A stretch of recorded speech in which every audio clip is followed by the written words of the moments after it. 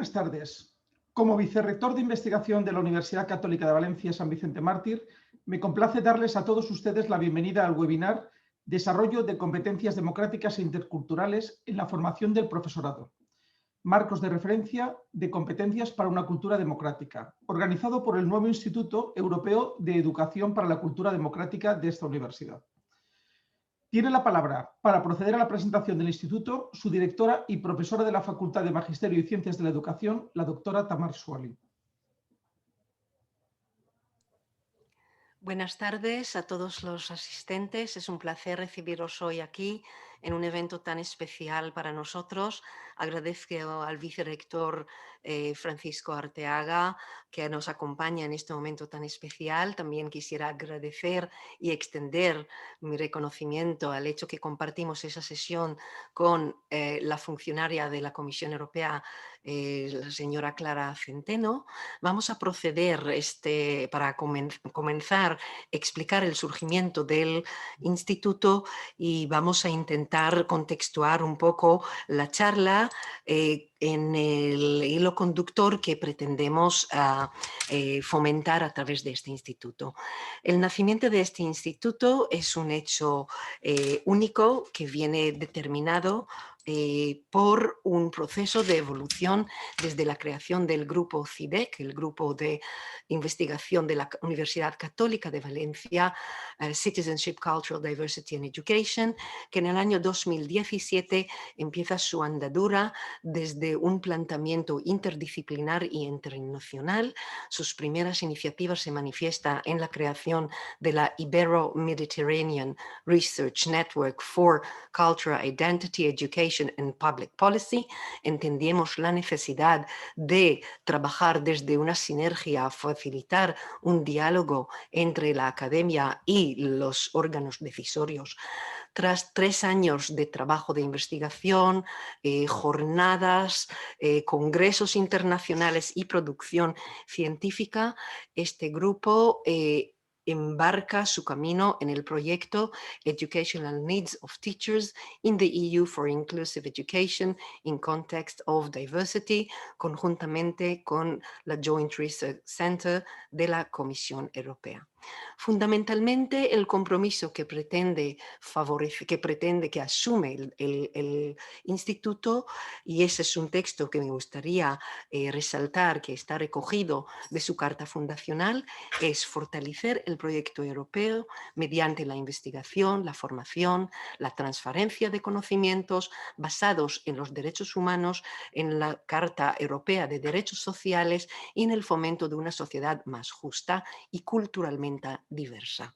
Desde este planteamiento, un planteamiento deliberativo, dialogante, el EUDEM pretende favorecer un diálogo científico, social, fundamentalmente intercultural e inclusivo, desde un planteamiento que está basado en la dignidad humana y en el reconocimiento de los derechos humanos como valores universales, excluyendo el relativismo cultural y pretendiendo favorecer una discusión de las ideas y respecto hacia el pluralismo y la diversidad.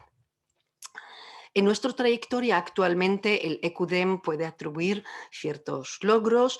El primero es una jornada científica internacional celebrada en el año 2007 conjuntamente con la Universidad Hebrea de Jerusalén. Hemos podido celebrar 2 congresos nacionales sobre educación intercultural y derechos humanos, uno auspiciado por el Ministerio de Educación, Cultura y Deporte de España. También hemos podido proporcionar publicaciones y transferencia de la investigación realizada tanto mediante un monográfico publicado en la revista de Educación del Ministerio de Educación de España sobre los entornos educativos y el sentido de competencia, el fomento del sentido de competencia a la comunidad desde un planteamiento de compromiso con valores democráticos. Hemos lanzado conjuntamente con la Joint Research Center de la Comisión Europea el primer volumen en serie de 4 de nuestro proyecto Innovation Educational Needs of Teachers in the EU for Inclusive Education in the Context of Diversity. El instituto tiene el lujo y el privilegio de contar con varios expertos procedentes de distintos ámbitos, todos enfocados, comprometidos con la diversidad cultural, los derechos humanos y la inclusión. De España tenemos miembros como, por ejemplo, el catedrático de Derecho Constitucional de la Universidad de Valencia, Antonio Barcendón, catedrático Jean Monnet. Tenemos al profesor catedrático MARTYN Barrett, profesor de Psicología de la Universidad de Surrey. Tenemos el profesor Casinader de la Universidad Monash de Australia. También tenemos desde la Universidad Hebrea de Jerusalén varios miembros que están haciendo con nosotros un camino consolidando nuestro proyecto de investigación, como el profesor Dr. Zvi Beckerman de la Universidad Hebrea de Jerusalén, el profesor Dr. Mauricio Dimant de la Universidad Hebrea de Jerusalén, la profesora doctora David Gross de la Universidad de Bar Ilan, y también tenemos el lujo de contar con la profesora Christine Slater de Estados Unidos, la profesora Claudia Lenz de Noruega, el profesor doctor Javier Valle de la Universidad Autónoma de Madrid y el profesor doctor Carlin Ross del Instituto Timisoara de Rumanía. Como bien podré entender, la prioridad y la orientación de este instituto es ofrecer una plataforma para un diálogo internacional fundamentalmente centrado en las prioridades de la Unión Europea, las necesidades educativas y en el diálogo. En el claustro de este instituto contamos con varios miembros, tanto de la Universidad Católica de Valencia como de universidades tales como la Universidad de Valencia, la Universidad de Alicante, la Universidad de Barcelona y la Universidad de Andorra. Y a nivel tenemos distintos colaboradores de distintas instituciones y de la Universidad Católica de Valencia. Y además tenemos un equipo técnico al que aprovecho la oportunidad y agradezco su maravillosa labor y su gran implicación, María Tanaskova Tasanova y Celia Martínez Córdoba.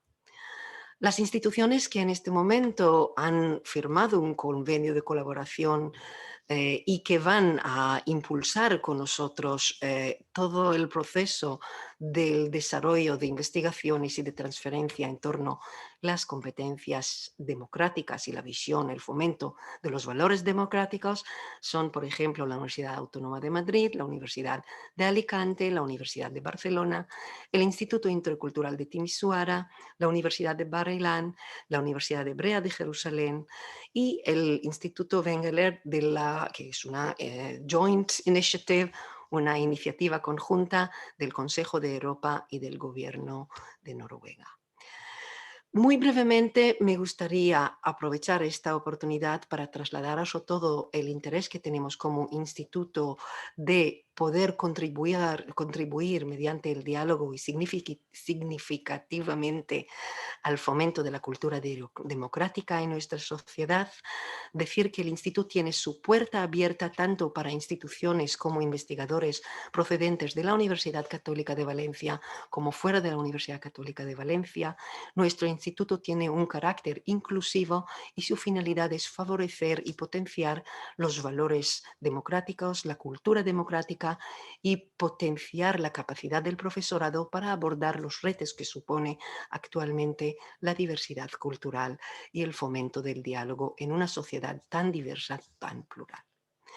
Me gustaría terminar extendiéndome agradecimiento a varias referentes institucionales de la Universidad Católica de Valencia que han hecho posible la creación del instituto, empezando por el mismo vicerrector de investigación, Francisco Arteaga, y extendiendo mi agradecimiento también a todo el equipo de la oficina de la OTRI y su director, Guillermo Babé, y a dos vicerrectores muy especialmente que han apostado por la creación de este instituto, el vicerrector de Donación Académica, don Esteban,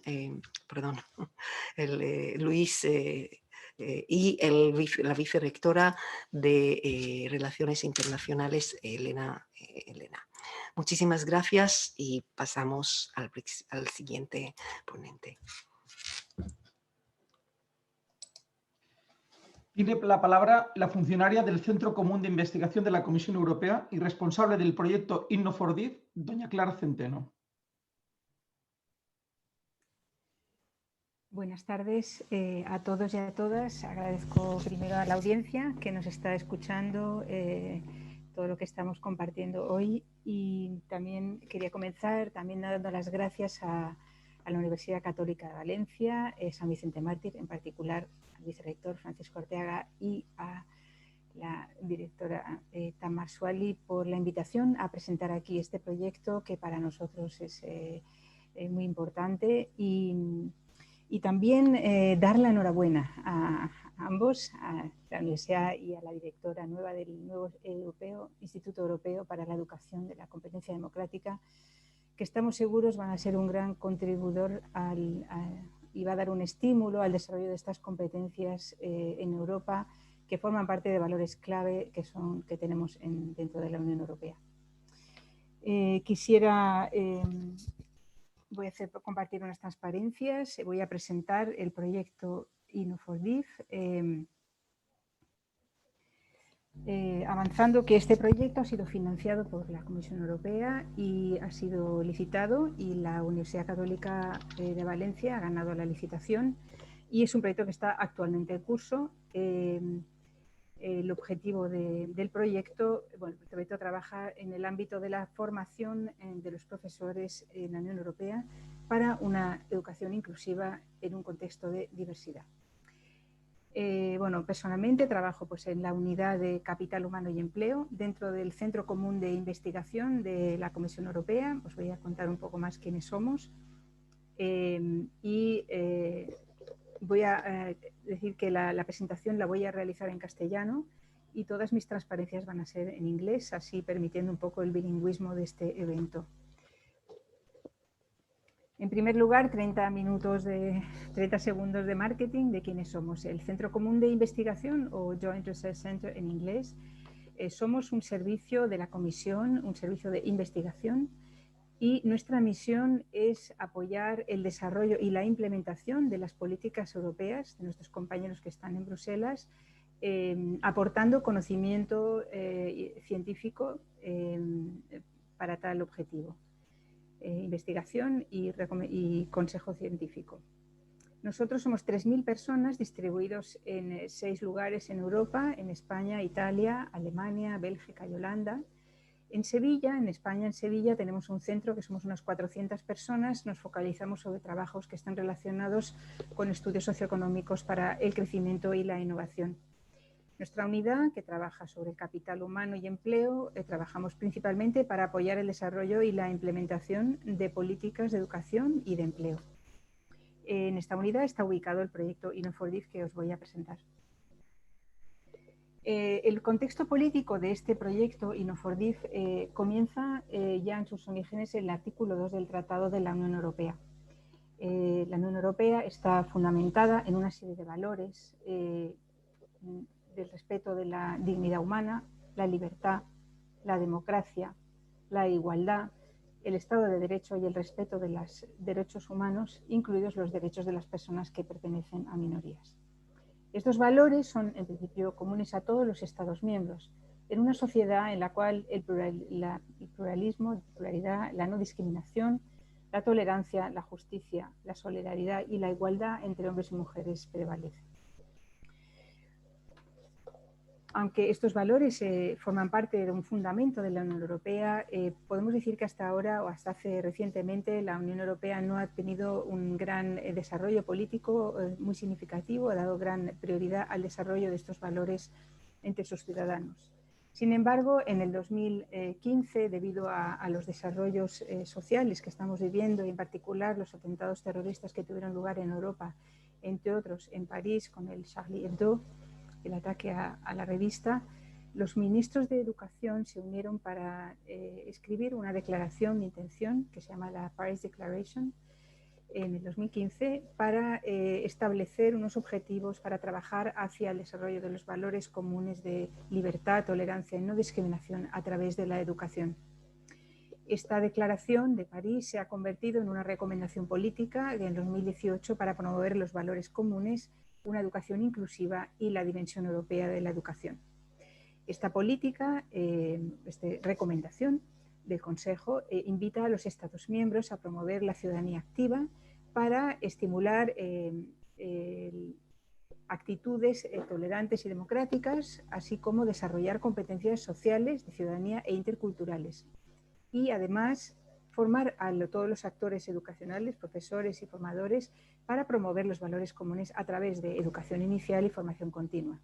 También acoge la intención de la Comisión Europea para desarrollar y revisar herramientas prácticas de referencia, así como documentos guía para los actores del terreno y apoyar con investigación para permitir desarrollo de conocimiento.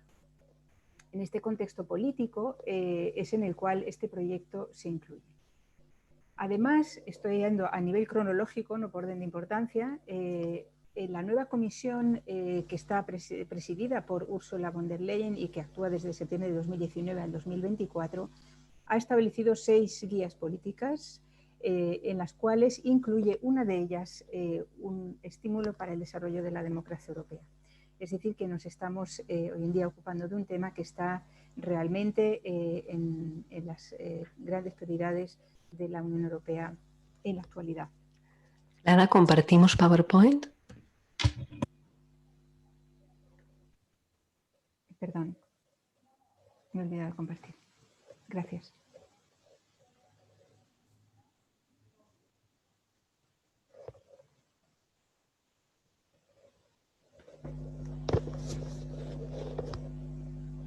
Bien, el contexto, en nuestro instituto llevamos más de 10 años trabajando para el desarrollo de políticas de educación y tenemos una trayectoria de desarrollo de marcos de competencia, entre otras cosas, en la educación digital y la innovación en la educación.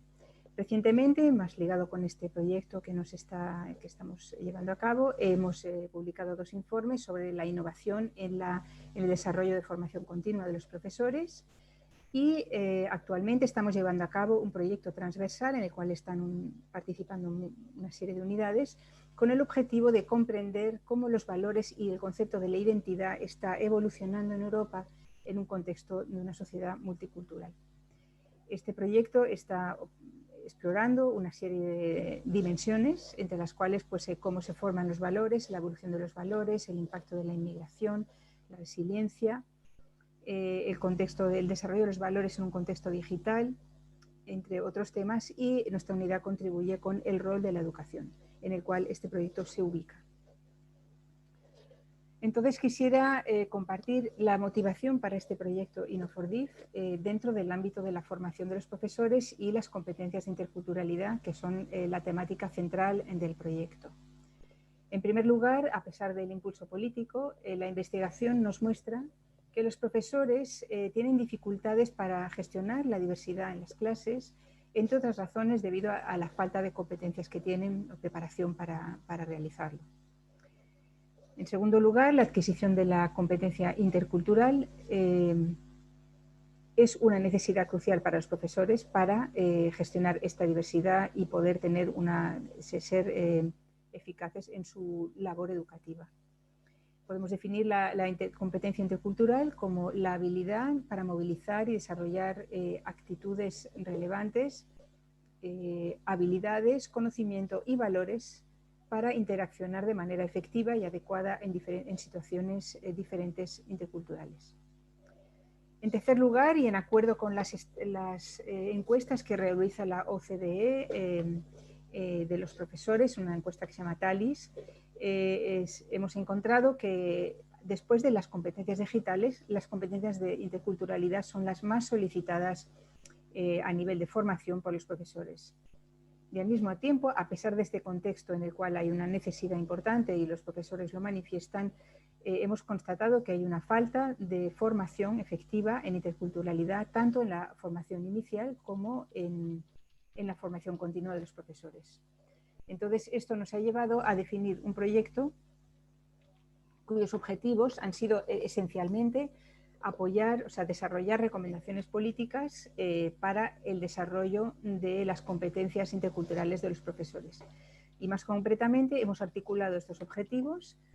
En primer lugar, confirmar el conocimiento que tenemos o que teníamos sobre los elementos clave que habilitan esta formación de los profesores y las barreras actuales que existen, que en cierto modo explican el por qué esta formación no está teniendo lugar.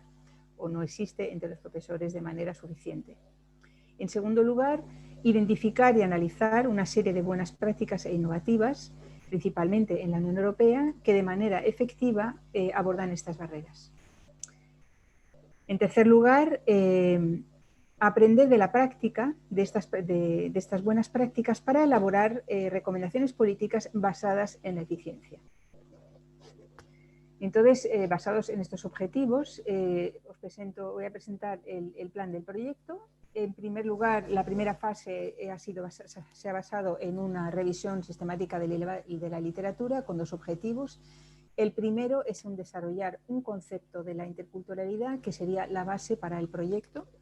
Esto ha sido publicado en un informe, tal como ha presentado la doctora Tamaswali, que ha concluido con la elección del marco de referencia del Consejo de Europa, The Reference Framework for Competence for Democratic Culture, que tenemos el placer hoy vamos a tener el placer de tener presentado por MARTYN BARRETT. En segundo lugar, una revisión sistemática de aquellos elementos clave que habilitan la formación de los profesores, así como sus barreras. El informe está en fase de publicación, tendrá muy pronto público. Este conocimiento inicial era importante para identificar cuáles son las prácticas que queríamos elegir para poder observar, analizar de qué manera prácticas están innovando en el terreno, los actores están en el terreno, abordando las barreras, o sea, las cuestiones de la interculturalidad y cómo están materializando esos componentes clave que habilitan la formación de los profesores y, en cierto modo, solventando las barreras que aparecen.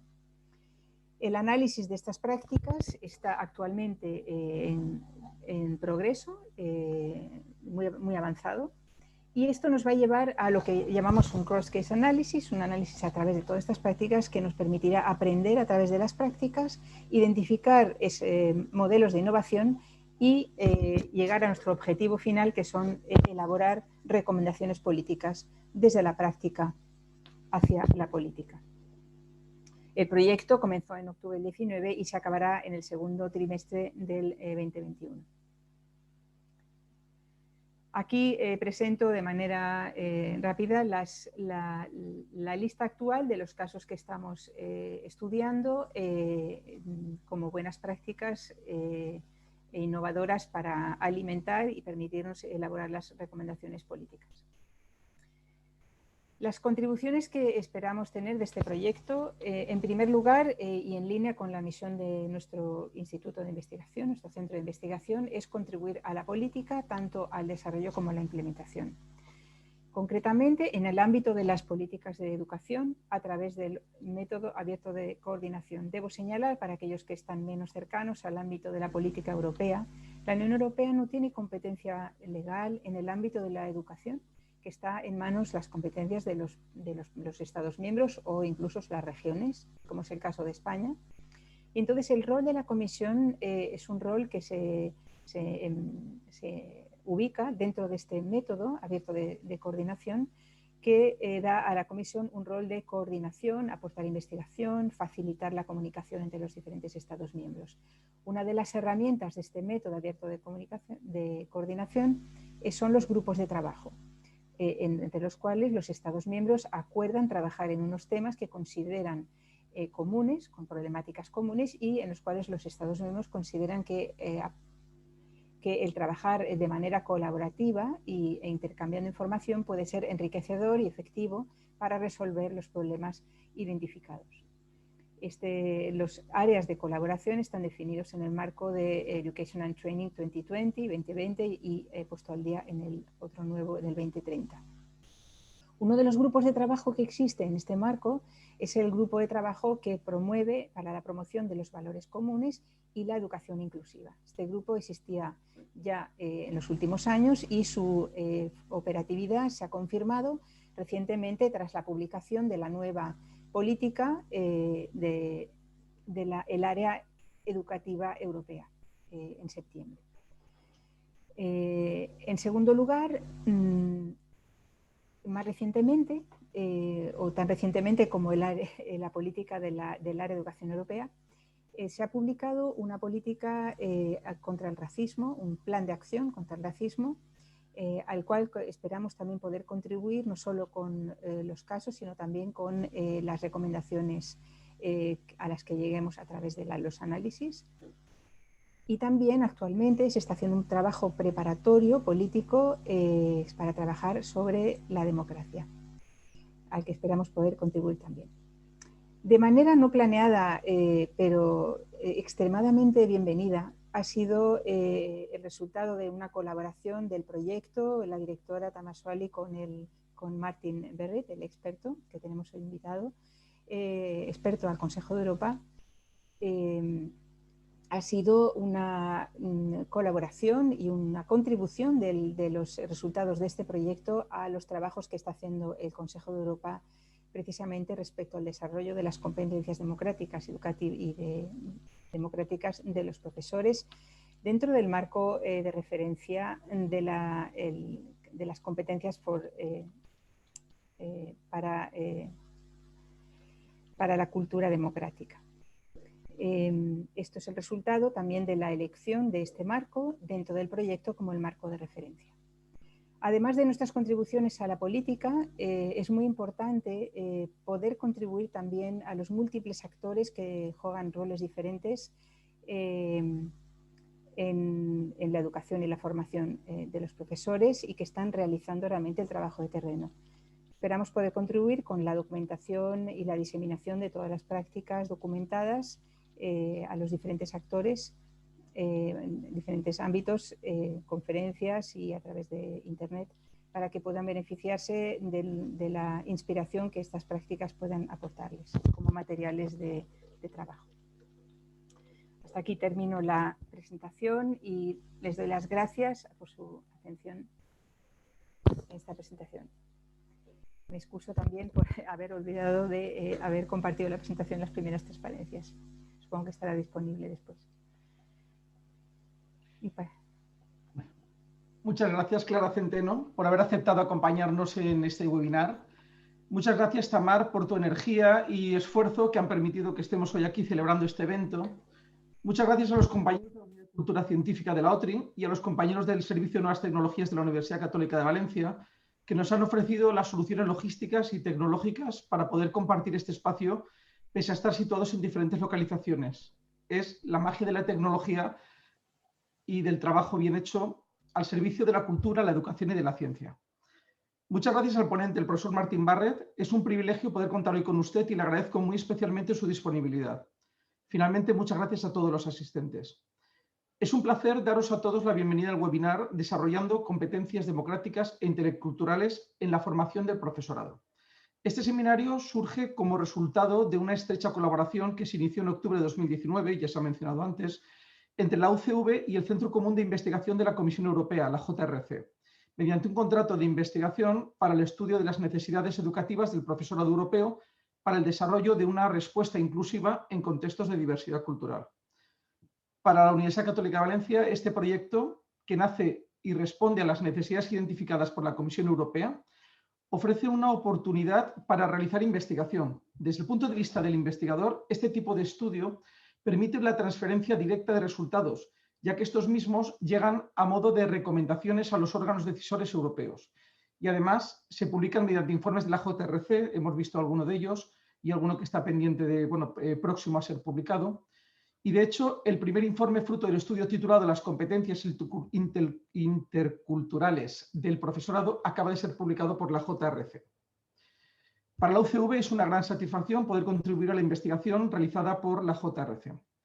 Agradezco a Clara Centeno, investigadora senior y funcionaria responsable del proyecto Inno4D, en la JRC su participación y como conocedora del enfoque político de la Comisión Europea y experta investigadora de la JRC, que nos acercará a la visión de los órganos decisorios y nos ayudará a entender la utilidad del proyecto Inno4D. Gracias, Clara, por confiar en la UCV.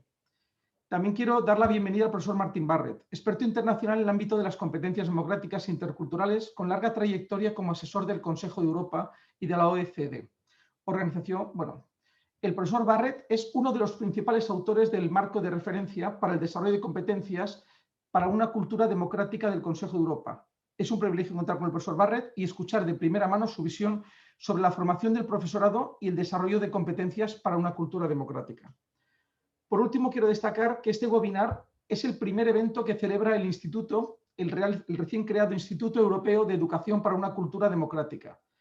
Este instituto, dirigido por la doctora Swally, se ha creado recientemente en la UCV y me gustaría desearle, aprovechando la celebración de su primer evento, un futuro fructífero en el que todos sus miembros puedan crecer como investigadores y como personas. Ahora les dejo con lo más importante de este webinar, que es la intervención del doctor MARTYN Barrett. Doctora Swally, ¿puede presentar al ponente? Muy buenas tardes a todos. Muchísimas gracias al doctor Francisco Arteaga, como siempre, por su disponibilidad, por su apoyo y también por su energía, que sin ella posiblemente esto no hubiera llegado a esta culminación. Me gustaría aprovechar este ratito al presentar al profesor Barrett, también explicarles a ustedes la transformación en el sentido de cómo desde un planteamiento del desarrollo de competencias interculturales hemos acabado publicando realmente un marco conceptual sobre el desarrollo de competencias democráticas e interculturales. Ahí en realidad toda la obra, la producción, los ensayos de doctor MARTYN Barrett es fundamental. Explicar es que el Reference Framework of Competence for Democratic Culture, el marco de referencia para el desarrollo de competencias para una cultura democrática, es un marco de referencia que está promoviendo, es gestado y nacido por la colaboración entre diversos expertos que colaboran con el Consejo de Europa, Council of Europe.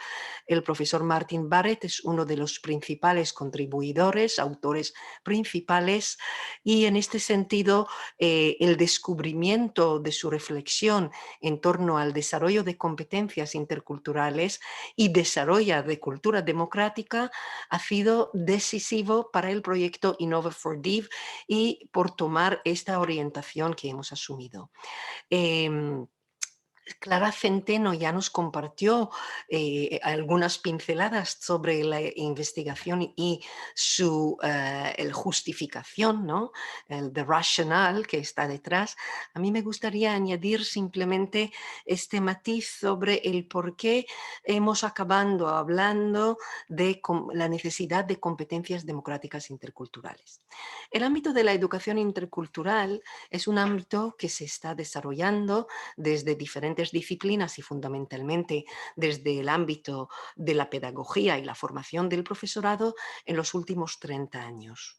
Es un ámbito que en sus inicios nace desde el compromiso con un cambio social muy marcado por los movimientos de cambio, de reclamación, de reconocimiento de los derechos civiles en Estados Unidos en los siglos 80 y que se traslada, se traslada al continente europeo bajo otro paradigma que es el intercultural, donde se prevalece una visión que busca la inclusión, la incorporación, el reconocimiento de las minorías y de la diversidad cultural dentro del contexto de la Unión Europea como un factor enriquecedor. Como tal, el hecho es, como ha señalado Clara Centeno, que la Unión Europea actualmente goza de una presencia de diversidad que además está reconocida políticamente e institucionalmente en los diferentes Estados miembros. Cuando nosotros tenemos que responder al reto de identificar aquellos componentes que favorecen el desarrollo en la formación del profesorado de la capacidad de las competencias interculturales, estamos empezando estudiar y analizar multitudes de publicaciones de mayor relevancia en el ámbito tanto sobre la interculturalidad en su contexto político y social, como sobre la educación intercultural y, por supuesto, aquello que tiene que ver con la participación y la inclusión social, con la idea de poder ofrecer un marco conceptual consolidado que recoge diferentes aportaciones disciplinarias y que su finalidad es elaborar una serie de recomendaciones que van a favorecer la inclusión y la participación de personas, de diferentes personas, comunidades que pertenecen a la diversidad cultural que actualmente nos caracterizan. Tras un estudio a fondo de los diferentes planteamientos y de los marcos, nosotros llegamos a la conclusión que realmente hablar de una competencia intercultural o competencias intercultural es una aproximación bastante reducida, bastante limitada, porque la propia interculturalidad como una visión social y como un proyecto político realmente es una continuación natural de nuestro proyecto político democrático. Y por lo tanto, la competencia intercultural forma parte de un conjunto de clúster de competencias que lo que vienen es proporcionar a los miembros de las sociedades democráticas desenvolverse planteando interacción basada en valores de diálogo, de comunicación, de reconocimiento y de derechos humanos. Tras haber hecho este recorrido, hemos conocido el planteamiento que recoge el RFCDC, el Reference Framework of Competence for Democratic Culture, y nos dimos cuenta que hay un buen trabajo realizado con rigor científico, con un desarrollo empírico y con un enfoque inclusivo pedagógico que ya nos permite plantear la posibilidad de diseñar una serie de recomendaciones que se podrán posteriormente incorporar a nivel institucional en la formación de profesorado. Por lo tanto, nuestro diálogo científico con el doctor MARTYN BARRETT viene a raíz de este diálogo previo empírico y el intercambio de conocimientos que vienen realmente a realzar lo que puede aportar el marco de referencia para el desarrollo de competencias democráticas a la formación de profesorado y muy concretamente también a la formación del alumnado universitario. No me gustaría alargar más, me gustaría dejaros ya con la presentación del doctor MARTYN BARRETT. El currículum del profesor MARTYN BARRETT es muy extenso, sería necesario todo un webinar dedicado a su currículum, pero podría decir algunas pinceladas. Es catedrático emérito de la Universidad de Surrey, se ha dedicado toda su vida a estudiar y a formar educadores, psicólogos y otros actores en el ámbito social, pedagógico y psicológico para el desarrollo de competencias interculturales y democráticas. Es uno de los principales autores de los últimos informes PISA sobre el desarrollo de la competencia global y es el autor principal en el informe del Council of Europe, el Reference Framework of Competence for Democratic Culture. Os dejo con mucho gusto con la intervención del doctor MARTYN BARRETT y espero que podamos luego seguir este diálogo.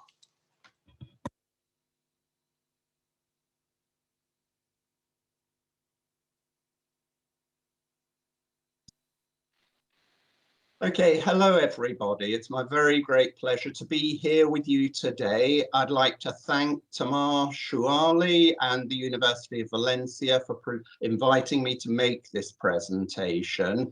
I'm going to be talking about the Council of Europe's reference framework of competences for democratic culture. And what I'm going to attempt to do is to provide you with an introduction and a general overview of the entire reference framework. The reference framework is actually hugely ambitious, and the reason for this is the framework aims to provide a single comprehensive approach covering education for democratic citizenship, human rights education, and intercultural education all together. In addition, the reference framework, it's also aimed at the full range of formal education. In other words, we're aiming it at the entire educational system that runs all the way from preschool through primary and secondary education up to university level education. And what the framework does, it offers a range of very detailed proposals on how formal education can be used to equip young people with the competencies needed for participating actively in democratic culture, for respecting, promoting, and defending human rights, and for participating in effective and appropriate intercultural dialogue. So there is a lot here in this framework. Now, before I begin to describe the framework itself, it's very important for you to be aware of two important background assumptions to the reference framework. The first of these background assumptions concerns the term democratic culture, which appears in the title of the framework. Now, we use this term because obviously democracy cannot exist without democratic institutions. You have to have things like universal voting rights, free and fair parliamentary elections, rule of law, an independent judiciary, and so on, if you're having a democracy, a democratic system to govern your country. However, these democratic institutions in and of themselves will not work in practice unless citizens themselves hold democratic values and attitudes and are willing to engage in democratic practices. Now, what we mean by that in practice is we think a functioning democracy requires citizens to have, first of all, a commitment to using the democratic processes that are available to them, a willingness to express their own opinions. They have to have a willingness to listen to the opinions of other people. They have to have a commitment to decisions being made by majorities, and they have to have a commitment to the protection of minorities and their rights. And finally, they must have the conviction that conflicts must be resolved peacefully. This is what we mean by a democratic culture, where citizens have all of these commitments and willingnesses to engage in these various things. The second background assumption concerns intercultural dialogue. We claim that in a democratic culture, in culturally diverse societies, you have to have intercultural dialogue. Now, the reason for this is because a fundamental principle of democracy is that the people who are affected by political decisions should be able to express their views when those decisions are being made, and that decision makers should then pay attention to those views when they are making their decisions. Intercultural dialogue is precisely the way in which citizens can communicate their views, their needs, their concerns to other people who have different cultural affiliations from themselves. So this means in the case of a culturally diverse society, intercultural dialogue is absolutely vital for democratic discussion and debate, and for enabling all citizens to contribute to political decision-making on an equal footing, irrespective of their specific cultural affiliations. So in other words, we are viewing intercultural dialogue as being crucial for democratic culture and for enabling democracy to function properly. Now, the reference framework, now we'll start to get into the substance of the framework. It was published in 3 volumes in 2018 by the Council of Europe. These are the 3 volumes. And what I will do is talk you through each of these 3 volumes in turn. Now, the first volume describes a conceptual model of the competencies that young people need to acquire if they are to participate effectively in democratic culture and in intercultural dialogue. The second volume provides lists of what are called scale descriptors for all of the competencies that are contained in the conceptual model. I'll come back to this concept of scale descriptors later on and explain what that actually means. And then the third volume of the reference framework provides guidance for ministries of education and for education practitioners on how the model and the descriptors can be used to inform educational policy and practice in 6 main areas. The first area is curriculum development. The second is pedagogical planning. The third is assessment practices. The fourth is the use of a whole school approach in schools. The fifth is teacher education and training. And the sixth area is how education can be used for combating radicalization. So what I'm going to do is talk you through each of these 3 volumes of the reference framework in turn.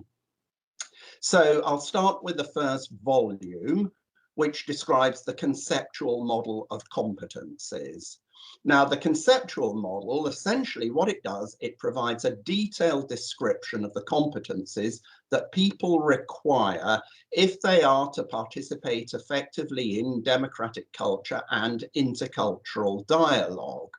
These are the competencies, in other words, that education needs to help young people to acquire if they're going to function as effective democratic citizens, if they're going to respect human rights, and if they're going to engage in intercultural dialogue. Now, the process of developing this model, which lies at the heart of the reference framework, it was a long process, which actually took 2 years altogether. And the process involved the following stages. We began by basically auditing all of the conceptual schemes of both democratic competence and intercultural competence that we could find in the literature. And altogether, we identified 101 different conceptual schemes that are out there already. So we audited these 101 schemes. We analysed those schemes to identify the constituent competencies which those schemes contained. And we then used a set of principled criteria to identify the core competencies that are contained across those 101 schemes. Having done that, we produced a first draft of the conceptual model of these core competencies that we had identified. And that first draft was then sent out in an international consultation. The document was sent to academic experts, to education practitioners, education policymakers, and to experts who'd been nominated by the education ministries of the member states. And the end result was the model received very strong endorsement in this consultation. But obviously, we received some very useful feedback also in the consultation. So we used that feedback from the consultation to do some final fine-tuning of the model in order to end up with the model that you'll now find published in the reference framework. The model specifies 20 core competencies altogether. These are the competencies that we think young people need to acquire if they're going to function as effective democratic citizens and if they're to engage in intercultural dialogue. All 20 competencies are teachable, learnable, and accessible. That was crucial when we were developing the model to identify these sorts of competencies. And the 20 competencies in the model, they fall into 4 broad categories. The first group of competencies consist of values. The second group consists of attitudes. The third set of competencies are skills that are needed. And the fourth category is knowledge and critical understanding, the knowledge and critical understanding that people need in order to be democratic citizens and if they're going to engage in intercultural dialogue. Now, this slide is a diagrammatic summary of the model. These are the 20 competencies subdivided into values, attitudes, skills, and knowledge and critical understanding on this screen. And as you can see, there are 3 sets of values, 6 sets of attitudes, 8 sets of skills, and 3 bodies of knowledge and critical understanding. Now, in a short presentation such as this one, I haven't got time to go into the details of all of these, But if you look at volume 1 of the reference framework, you will find all 20 competencies described in considerable detail and broken down into exactly what we mean by each one of these competencies. So, for example, you'll find a detailed specification of what we mean by valuing cultural diversity, what we mean by civic-mindedness, what we mean by cooperation skills, or what we mean by knowledge and critical understanding of language and communication, for example. So if you want to find out more about these 20 competencies, do please take a look at volume 1 of the reference framework. So the model basically proposes there are these 20 component competencies which go together to make up, if you like, democratic and intercultural competence, which is what is shown in the center of this slide. Now, the model also talks about how an individual person will mobilize and deploy these competencies. And what we actually propose is that if you're confronted with a real life situation, these competencies are very unlikely to be mobilized and to be used individually. Instead, we think they're much more likely to be applied in clusters.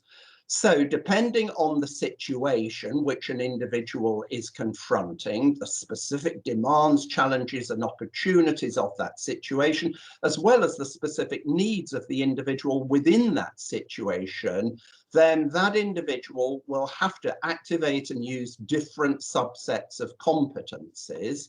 Furthermore, individual situations, they're not static, they're dynamic, they change over time. So for this reason, if you're going to produce an effective and an adaptive response to that situation, you have to constantly monitor the situation and you have to adjust the competencies that you're using in an appropriate manner as the situation progresses.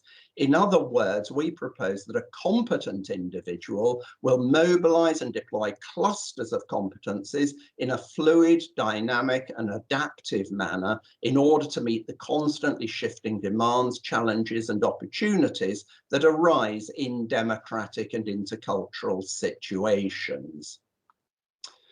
Okay, let's move on to the second volume of the reference framework. This second volume provides lists of descriptors for these 20 competencies. So the descriptors, we provide descriptors for all 20 competencies that appear in the model. Now, what we mean by a descriptor is this. A descriptor, it's a statement or description of what a person is able to do if they have mastered a particular competence to a particular level. In other words, these descriptors provide examples of the concrete observable behaviors which a person will display if they have achieved a certain level of a given competence. Now, the descriptors in the framework have all been formulated using the language of learning outcomes. In other words, each descriptor contains an action verb and the object of that verb, and the behavior that's described by the descriptor is both observable and assessable.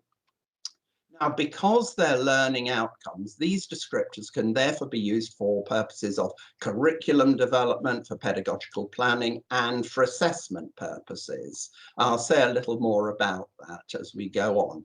Now, the descriptors also took a long time to develop. A lot of empirical work went into the process.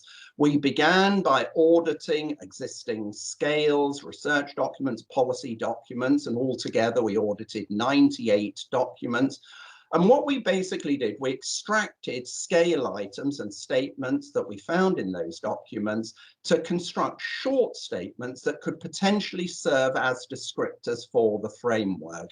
And initially, when we're starting out, we wrote over 2,000 descriptors in total. We then evaluated those descriptors that we had written, and we used a series of rating tasks, validation tasks, and scaling tasks. And it was teachers who participated in these tasks, rating and validating and scaling the descriptors. And altogether, over 3,000 teachers from across the whole of Europe participated in this activity.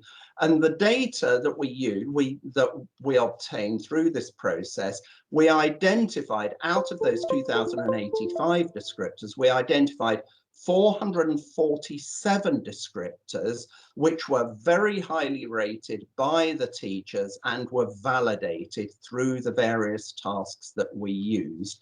And out of this large set of 447 descriptors, we identified a smaller set of 135 key descriptors to cover all 20 competencies. And the data, in addition, from the teachers was used to scale the 447 descriptors to 3 different levels of proficiency, to either a basic level, an intermediate level, or an advanced level. Now, this might seem a little abstract to you as I state it like that, but let me give you some concrete examples. Here are the scaled key descriptors for the competence of skills of listening and observing. The work that we did showed that at the basic level of proficiency, this competence was indexed by 2 behaviors in particular: when the individual listens attentively to other people and when the individual listens carefully to differing opinions. These were found to fall at the basic level of proficiency. The scaling procedure that we used identified also an intermediate level of proficiency for this particular competence, exemplified by these 2 descriptors: can listen effectively in order to decipher another person's meanings and intentions, and watches speakers, gestures, and general body language to help himself, herself, to figure out the meaning of what they're saying. Now, you can see by looking at those 4 descriptors together that the 3rd and 4th one, they are more advanced than the 2 at the basic level. You now see that the 2 at the basic level are fairly basic, listens attentively and listens carefully. Whereas now we're looking at going beyond, if you like, the actual just what people say, and actually deciphering meanings and intentions and looking at body language. Now, at the advanced level of proficiency, even more advanced behavior is exhibited, pays attention to what other people imply but do not say, came out as an advanced level of proficiency indicator. And likewise, when an individual notices how people with other cultural affiliations react in different ways to the same situation, that also is an advanced level of proficiency. And there again, you can see that the descriptors at the advanced level, they are more advanced. They're more proficient behaviors than at the intermediate, than the behaviors at the basic level as well. So you can see how the descriptors are cumulative as you go across these 3 levels. Let me give you one more example. One of the other competencies in the framework is civic mindedness. So at the basic level of proficiency, we found that expresses a willingness to cooperate and work with others and collaborates with other people for common interest causes. They came out at the basic level of proficiency in the teacher's judgments. The intermediate level of proficiency are these 2. These are 2 examples of the intermediate proficiency level: expresses commitment to not being a bystander when the dignity and rights of others are violated, and discusses what can be done to help make the community a better place. Again, you can see that these are a higher level of proficiency than the 2 behaviors that are at the basic level of proficiency. So there is increasingly proficient behavior here. However, there's also an advanced level of proficiency, and a descriptor that came out at the advanced level was exercises the obligations and responsibilities of active citizenship at either the local, national or global level. So this is really being an active citizen. Another descriptor that came out at the advanced level was takes action to stay informed about civic issues. Now, this is an interesting case where you really do need data, I think, from teachers in order to scale these descriptors. When we originally wrote these descriptors, I thought this one would come out at a lower level of proficiency. Being, making sure that you're informed about civic issues seems like a fairly basic sort of thing that an individual citizen could do. But actually, it came out through the empirical work with the teachers that this actually falls at the advanced level of proficiency. It's more complex than, for example, the behaviors at the intermediate level of proficiency. So those are two examples of the scaled key descriptors that are contained in the reference framework. Now, an important point to note about these descriptors is that the scaling, it doesn't mean that once a person has achieved a certain level of proficiency, they can only increase their proficiency level still further. It's always possible that regressions can occur. For example, this might happen as a result of a change in the social environment for the individual. It could happen because there's a shift in the political climate of a country, an encounter with someone from a previously unknown cultural background. You could have a regression, or you can have a regression because of an unpleasant or traumatic personal experience, for example. Now, if this happens, learners may require additional support for returning back to the higher level of proficiency if regressions do take place. In addition, a really important point to notice is you can have a learner who can be at different levels of proficiency on different competencies. If a learner, for example, is at an advanced level of proficiency on, for example, empathy, this does not mean that they're at an advanced level of proficiency on the other 19 competencies. Instead, they might, for example, only be at a basic level of proficiency on, for example, valuing human dignity and human rights, or on self-efficacy, for example. Empathy is not necessarily correlated with or tied to the same level of proficiency on other competencies. And that's important, and a very important point to take on board.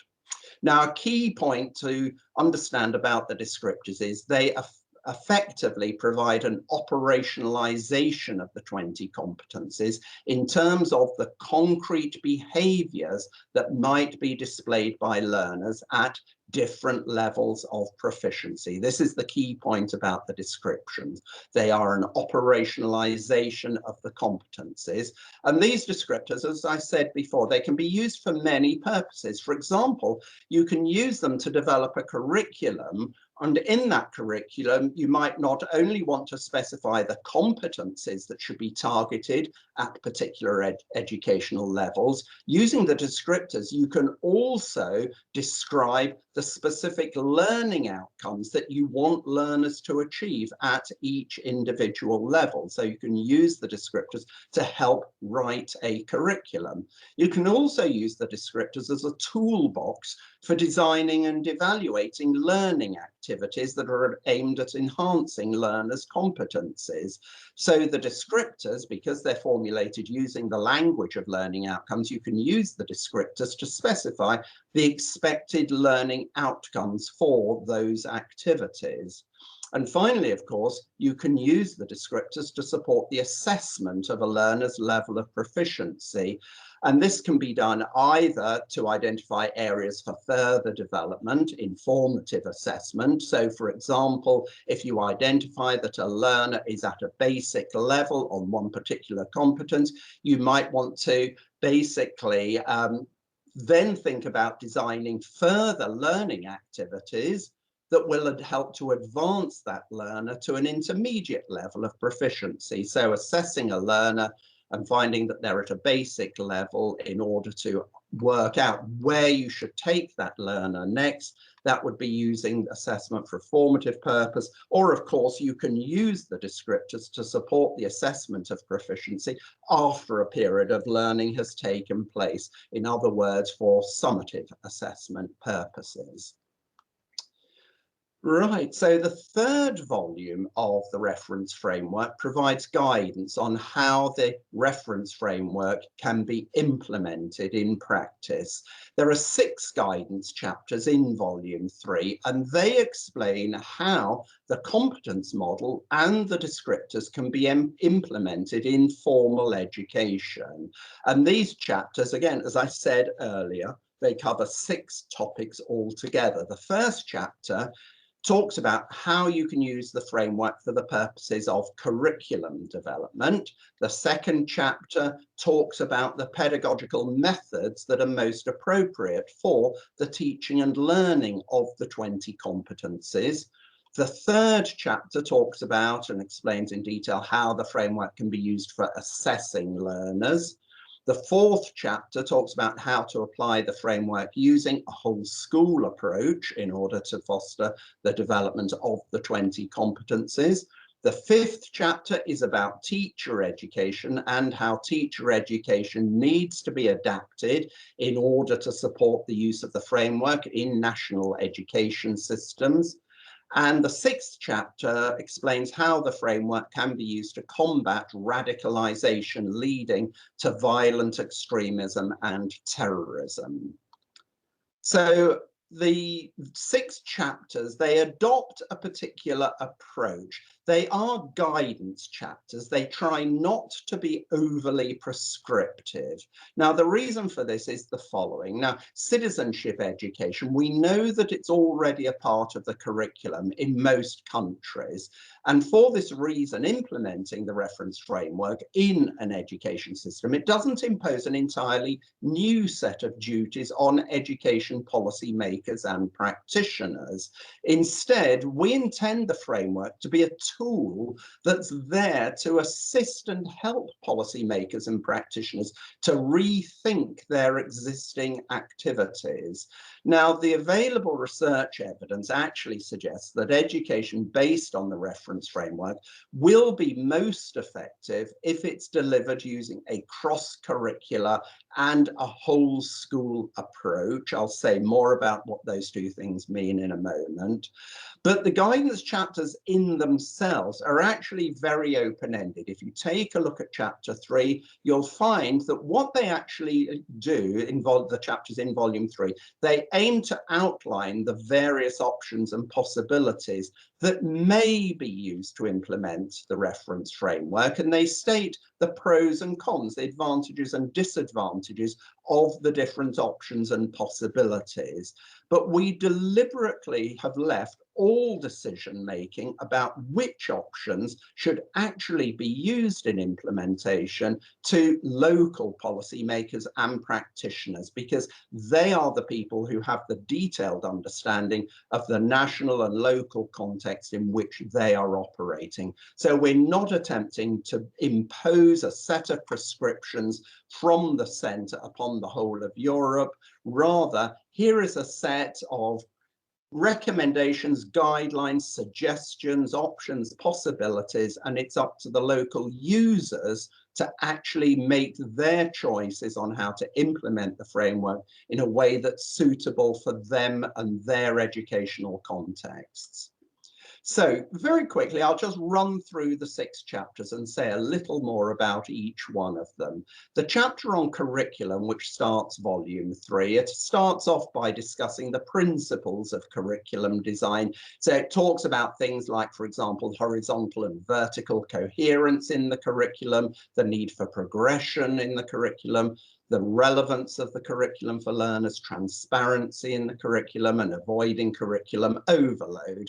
These sorts of principles that curriculum designers always take into account, or always should take into account, when they're developing a new curriculum.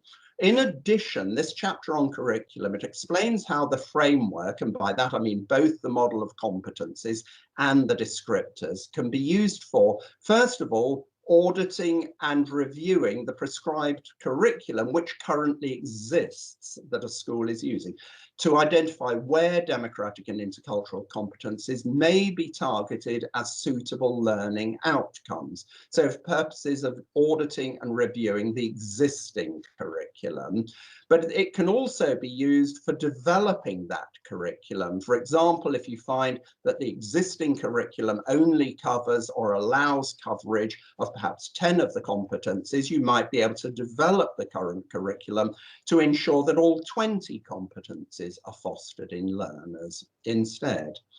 The chapter also talks about how to develop a cross-curricular approach. Now, this is a key feature of the reference framework. We think that the implementation of the reference framework will be most satisfactory if it's implemented in a cross-curricular manner. And what we mean by that is the responsibility for fostering democratic competencies in learners is distributed and incorporated across the entire school curriculum in an appropriate manner. So, for example, this isn't just a matter for teachers of civic education or teachers in social studies to do. We think that the reference framework can actually, the competencies in the reference framework can actually be targeted, for example, even in the natural sciences and in mathematics as well. For example, in mathematics, you might set up a group project which relies upon cooperative principles, learning principles, and learners have to cooperate with each other. They have to listen to each other, use their listening and observing skills. They have to communicate with each other using their linguistic skills. They have to think about materials, use analytical and critical thinking skills, and so on. So even in a mathematics project, you can be targeting some of these competencies. So this is what we mean by a cross-curricular approach, an approach where every single school subject is harnessed, if you like, to foster these competencies in learners. So the second chapter, guidance chapter, is on pedagogy. This chapter also starts off by discussing the principles, in this case of pedagogical planning. So it talks about the role of experience and the role of comparison, analysis, reflection, and action in teaching and learning. And then this chapter reviews the wide range of teaching and learning methods that are suitable for fostering the development of democratic and intercultural competencies in learners. And these mean or include, first of all, teachers need to model democratic and attitudes and behaviors in their own behavior, the way that they interact with students in their class. They need to implement democratic processes in the classroom as well. And then specific pedagogies that can be used are cooperative learning, project-based learning, and service learning. We think these are three pedagogies that are particularly suitable for teaching and learning of the 20 competencies. And you'll find the explanations of why we think they're suitable in this chapter on pedagogy. The third chapter is the chapter on assessment. And again, this starts off by talking about principles, the principles of assessment. So things like validity, reliability, equity, transparency, practicality, and respectfulness in assessment. And the chapter also discusses various distinctions, for example, between formative versus summative assessment, the distinction between high stakes versus low stakes assessment, and so on. There are a whole set of distinctions that the chapter discusses. And then this chapter reviews the wide range of assessment methods that are most suitable for fostering the development of the 20 competencies in learners. And these include, for example, using open-ended diaries, reflective journals, or structured autobiographical reflections as the basis for assessments. You can use observational assessment. You can use dynamic assessment. There's project-based assessment. And perhaps the gold standard, the best form of assessment we think that's ideal for use in relationship to the reference framework is portfolio-based assessment. So all of these are described and explained in the chapter on assessment. The chapter on the whole school approach is the 4th chapter. This chapter explains what a whole school approach is, and it explains how schools can implement this kind of approach. And essentially what we mean by whole school approach is using democratically and interculturally appropriate and respectful structures and procedures in all aspects of school life. So that means using democratically and interculturally appropriate and respectful structures and procedures in curriculum development. It should be used in the teaching and learning methods and resources that are actually used in the classroom, in the assessment methods that are used. So these are things that are talked about in those first 3 chapters. But also, if you're using a whole school approach, you should also have these sorts of structures and procedures in school leadership. School leadership should be conducted according to these structures and procedures. Governance and decision-making within the school should also be using these principles. The relationships between members of staff, between staff and students, and between students themselves within the school should also basically be democratically and interculturally appropriate and respectful. Extracurricular activities that are run by the school should also use these principles, and links between the school and the community should also follow these principles. So it's every single aspect of the school should be permeated by these sorts of principles, structures, and procedures. This is what we mean by whole school approach. And there's very good evidence that using that kind of approach is actually the ideal method to foster many of the competencies in learners. Right, the 5th chapter is then on teacher education, and this chapter discusses the role of both pre-service teacher education and in-service teacher education in promoting and implementing education based on the reference framework. And the chapter suggests that because education based on the reference framework is most effective when it's delivered using a cross-curricular and a whole school approach, the responsibility for delivering that education should not be assigned solely to subject-specific specialists, for example, teachers of civic education or social studies. Instead, that responsibility should actually be shared by all teachers in the school. So for this reason, the chapter argues teacher education really should ensure that all teachers should understand the principles of the reference framework and are proficient in applying those principles in the course of their everyday planning and practice. Teacher education also has a responsibility to ensure that all future and practicing teachers are given the opportunity to develop their own democratic and intercultural competencies as well. And this applies not only to, if you like, student teachers, but also to the teacher educators, the people who are training the teachers. These are all points that are made in this chapter on teacher education. Right, the final guidance chapter in volume 3 is about radicalization leading to violent extremism and terrorism.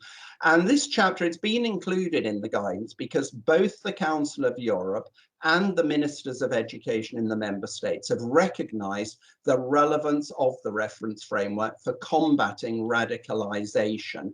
And there's now a widespread political expectation that the reference framework will be used by national education systems, yes, to equip young people with the competences that they need for democratic culture and intercultural dialogue, but also with the competencies that they need, for example, to recognize and to deal with online radicalizing propaganda. And the most pertinent competence here is analytical and critical thinking skills. If you have those skills and you're confronted with this propaganda, you should be able to deconstruct that propaganda and see it for what it is. Second of all, if you're equipped with these competencies, you should be able to recognize and respond to hate speech in the news media and online. So, for example, one of the competencies, knowledge and critical understanding of media. You will be equipped with that competence. And so you should be able to identify hate speech when you encounter it. And you should also be equipped with the competencies of valuing human dignity, valuing human rights, and valuing democratic processes.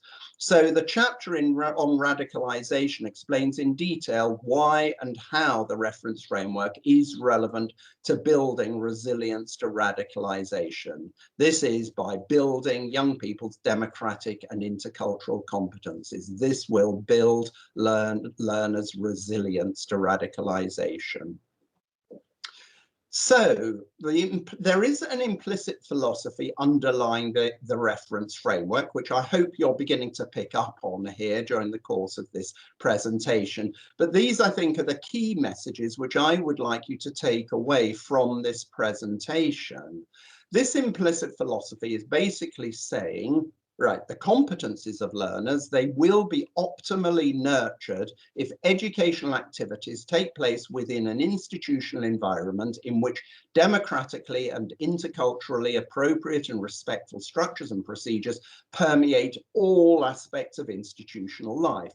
In other words, if a whole school approach is employed, and the competencies of learners will also be optimally nurtured if a cross-curricular approach is used, so that the responsibility for fostering the democratic competencies of learners is distributed across and shared by all teachers, irrespective of the specific school subject which they teach. We think the curricula should always be audited, reviewed, and developed to ensure that all 20 competencies are being fostered in learners. In order to identify students' learning needs, we think learning assessment based on the formative assessment based on the descriptors should be used, this formative assessment will then provide information about the specific areas that need to be targeted for further development in learners. Learning activity, having conducted your formative assessment, you can then design learning activities using the descriptors to help formulate the intended learning outcomes, which should be an advance on the existing level of proficiency of the individual learner.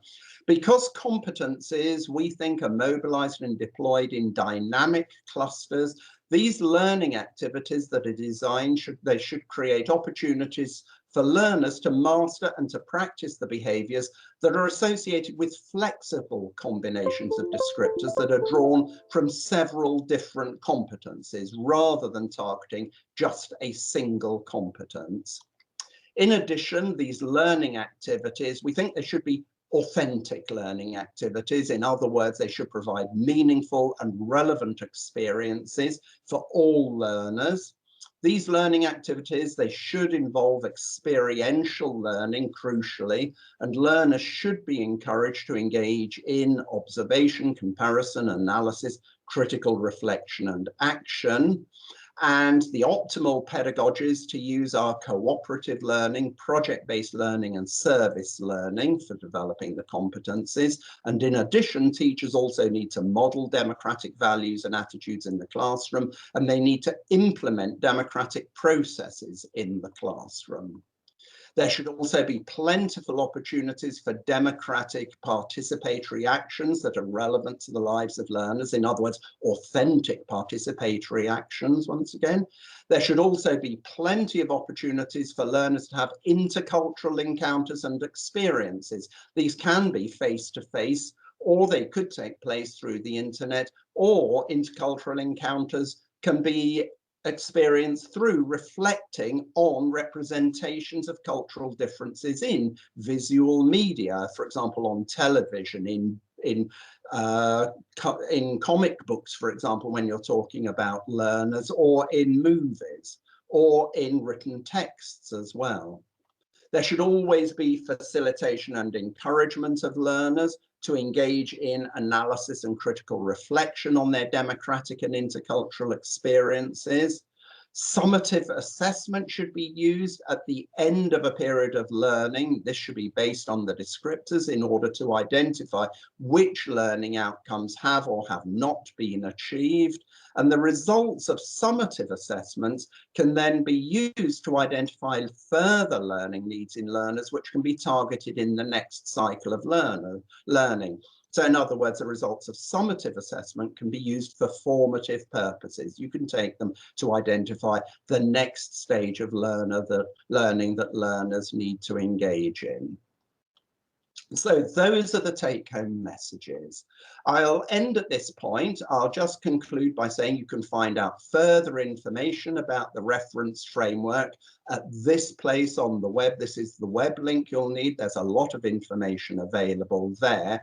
You can also download freely the PDFs of the 3 volumes of the reference framework from that web link, which you can access from the Competences web link, from the simpler one up above. So I'll end just by saying thank you very much indeed for listening to this presentation, having the patience to listen to all of these words in what's been a fairly rapid whistle-stop tour through the reference framework. And I must end by acknowledging that the reference framework is a product of the work by the Council of Europe. Thank you very much indeed.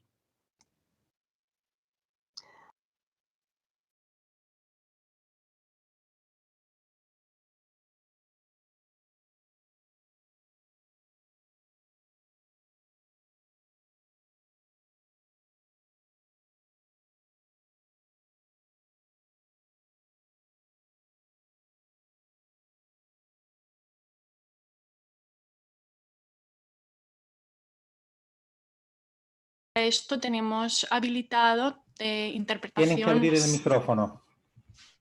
El micrófono. Sí. El tuyo.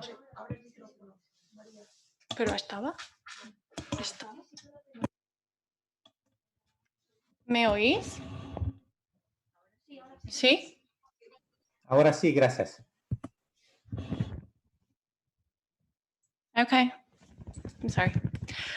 So thank you very much, Martin. La siguiente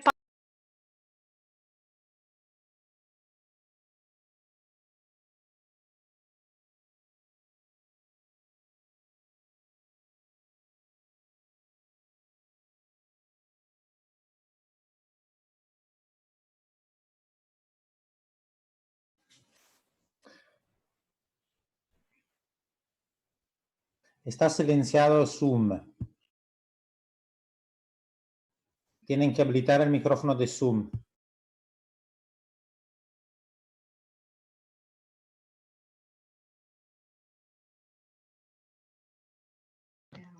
¿Ahora? ¿Sí? Vale. Es que no está el mío. ¿Todos ahora? Sí. No, Tamara, apaga el audio del ordenador.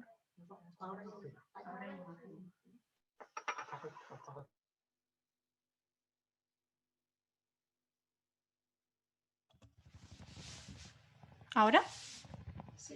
Vale, perfecto, gracias. Problemas técnicos, esto es lo que pasa con webinars. Thank you, Martin, for the 3rd time. I hope now everybody can hear me.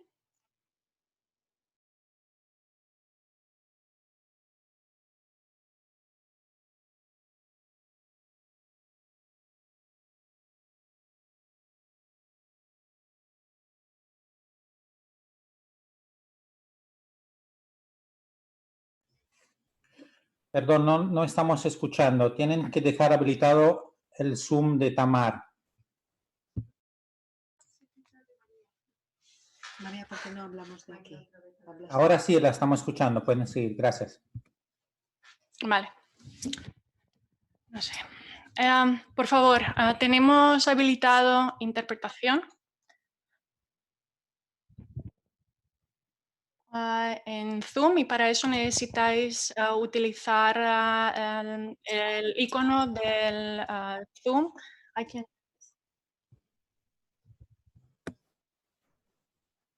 No puedo hacerlo así, lo siento. Estamos escuchando bien, ¿eh? ¿Me oís ahora? Sí, le confirmo que la estamos escuchando bien. Vale, muchas gracias. Hopefully we can now start and everybody can hear. This part is going to work with both comments and questions that you may have for any of our panelists. Please write them in the chat. And I will try to moderate and distribute them to the right person.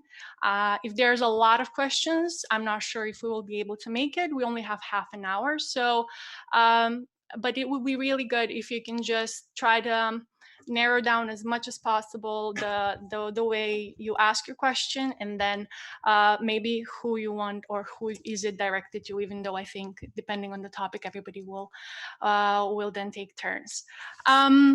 Now, I'm not sure again if everybody heard me.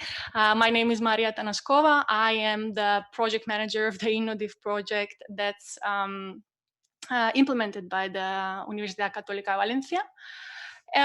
So please feel free to use the chat to ask any questions or any comments in case you have for our panelists. And I think at this point, I will start just with a wider question on whether it's possible to maybe get more information or explain the specific role that developing values plays in the overall context of the RFCDC framework. And I think probably all of our panelists can have something to say in this, but probably Martin, if you could start, that would be great. Okay, thank you very much indeed.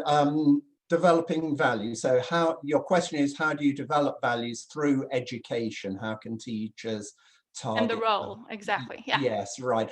Okay, I mean, there is a lot of research in the social science literature on values and what you can and what you cannot do. One thing that we now know is that basically values are very central to people's self-concept, to the core of who they think they are. And for this reason, values can be very resistant to change. Therefore, for this reason, if you try directly to persuade somebody to change their values, this very often is not successful. People dig in, they defend their values, they feel that they themselves are under threat, and therefore this is not a successful strategy for trying to target particular values. What the research literature has actually shown is there are several ways that you can change people's values.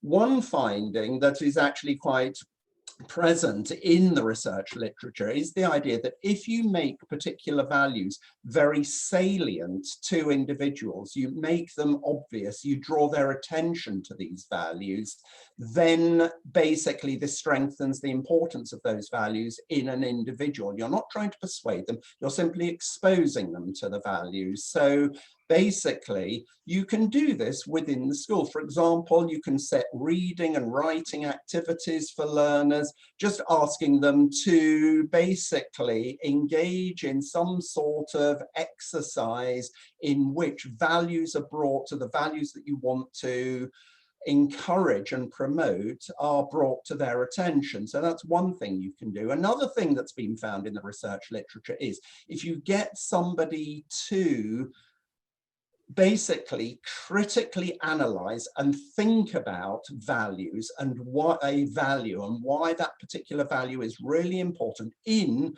very specific concrete circumstances. You get people to think about values. This strengthens value. This can be used to strengthen values as well.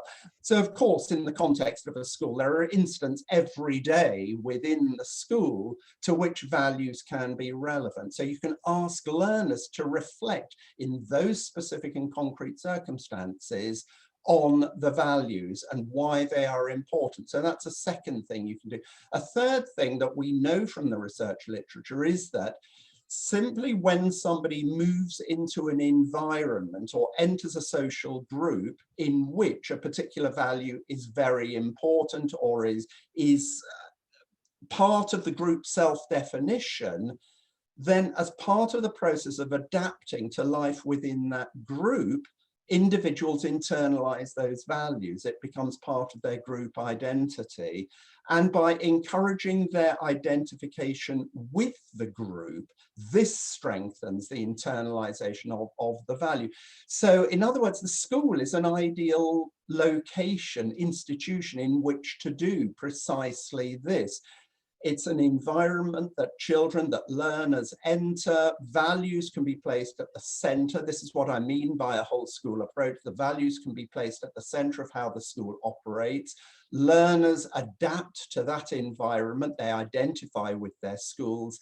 And this can be how values can be promoted through education, through the use of a whole school approach. So there are both instructional things that you can do within the classroom, encouraging learners to reflect critically on the importance of particular values, but there's also an institutional dimension to this, which you can also use to promote particular values in learners. So these methods, we know from the research literature, help to overcome the resistance that learners might have if you deliberately go out there and just try to persuade them that their values are wrong and these are the values that they should be following.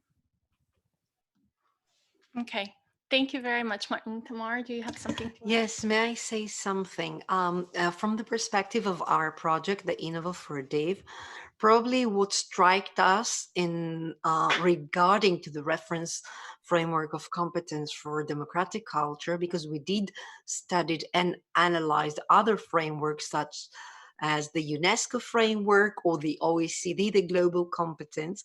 Precisely what struck us is how this framework enhance and permits an approach which is based as well on value and fomenting and enhancing values, because of probably, if I may say, as I was not there in the conception of the framework, but for my understanding, the flexibility and the vivencial dimension which the framework provides teacher with working with. So the framework is easily adapted to the context. It does contemplate from the beginning the necessity of developing not only knowledge, skill, and attitude, but values. And it have dismantled what tends to be in a lot of framework an instrumentalizing dimension, because it's highly based on the contribution of resource and tools like critical pedagogy or other approaches that Martin have highlighted in his presentation. So I would say that the fact that we have chosen this framework for specifically incorporate in teacher education is probably because of this high pedagogical value, and for the fact that it is so much aligned with the whole educational and philosophical approach of intercultural education, because intercultural education is conceived to be as part, it is part of, is a process. It is as much as in the process as in the end, and the educational end. Bearing in mind that what we are trying to do is to promote dialogue and a sense of belonging. And when we talk about education as a socializing agent, we have to remember that institutionally we do promote a series of concept, values, and we are in a position where we can potential certain attitudes. I think that in this sense, the RFCDC is the most comprehensive and probably pedagogically wise, the most validated, to my humble opinion, resource in order to work on teachers' self-development of intercultural competences in order to proceed to their students' development of intercultural competences and democratic. I'm not sure, Clara, if you have anything to add at this point. Yes, thank you. In fact, this dimension has a very important impact on the project, on the Innova4D projects, where we are looking at how teachers can really get educated, trained to be able themselves to transmit those values to the students. So we are not here about teaching about content topic like maths or which you can learn the content and transmit the content. We are talking about transmitting values where the teacher, as Martin has said, plays a role model.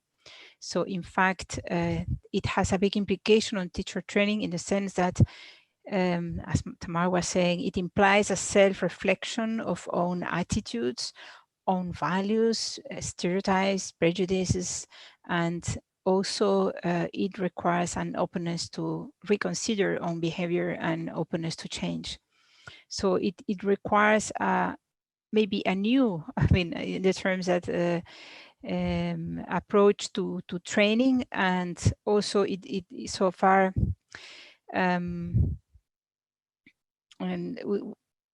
because so far, for example, the democratic value, which is maybe the most through the citizenship subject, which is incorporated in many of the country curricula, has been taught as mostly as a knowledge-based, as a knowledge subject. So it is not only a knowledge, but we need to ensure, teachers need to learn how to transmit the value to the democratic and dialogue value, democratic value to their students. It means also that the teachers need to acquire specific, not only this self-reflection about own attitudes and beliefs, but also acquire specific pedagogies, like Martin was saying, about cooperative learning techniques that are essential for developing this respect to others and valuing and developing the democratic value. Experiential learning, meaning that promoting the opportunity to, during the initial or continuous professional development, having the opportunity to experience themselves in multicultural situations and learning new behaviors if needed. No, so it requires new approaches to education and techniques like learning how to manage conflict and so on. So the reference framework from Competence for Democratic Culture is a huge and very valuable source of not only concepts, but also techniques and recommendations, which we believe for the project we need to still enrich, to adapt them, to also complement, so to say, for understanding which techniques can support teachers' own development and acquisition of not only re-questioning their values, but also techniques to teach that to their own students, which require different approaches than content-based subjects in this particular matter. Thank you very much, Clara, for the insight. I will continue with a question from Javier Valle, who is a very good friend of the project. He and his team are working with us on some of the case studies that have contributed to the deliverables so far. And he actually has to leave in a few minutes, so I will kind of give a preferential treatment to his question. If you don't mind, I read the question in Spanish. I hope the interpreter can interpret, because I don't want to synthesize it in a way that we miss some of the part of the query. So, ¿cómo enlazar esta competencia? Aquí imagino estamos refiriéndonos a la competencia intercultural democrática con el nuevo marco competencial de la UE de 2018. Se ha establecido un nuevo marco para la nueva competencia 5 de la UE, personal, social y de aprender a aprender. Y existe una nueva competencia 6 de la UE referida al civismo. Entiendo que este marco se mueve entre estas dos competencias o se relaciona con alguna de ellas. I'm not sure if the interpretation got okay to Martin.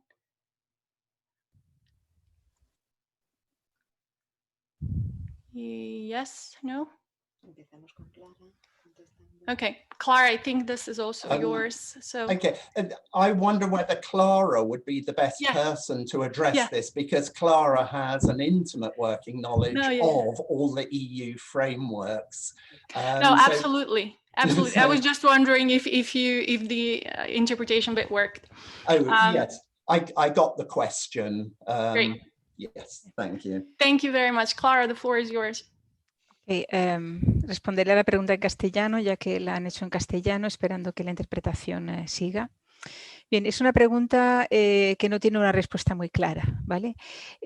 Vamos a empezar para los no expertos mencionando que tenemos una recomendación de las competencias clave para el aprendizaje permanente, que del 2018, que es una renovación de una del 2006, en la cual se proponen 8 competencias que incluyen la competencia de la ciudadanía, la competencia del otras competencias como por ejemplo las competencias digitales, las competencias del emprendimiento e incluye la competencia de competencias personales, sociales y aprender a aprender.